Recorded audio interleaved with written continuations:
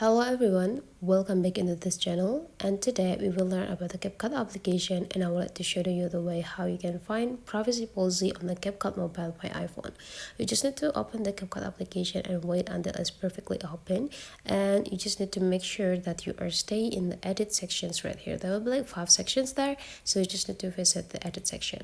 In this edit section, you just need to take a look on the top side. There will be like 2 options or 2 buttons there. Go click the settings button, and now you just need to like scrolling down until you got the privacy policy, and then you just need to go click it.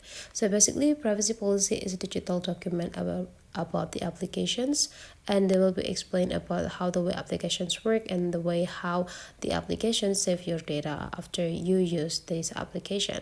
So that is the way how you can find the privacy policy of the CapCut. Hopefully you enjoyed this video, and let's meet again into other tutorial.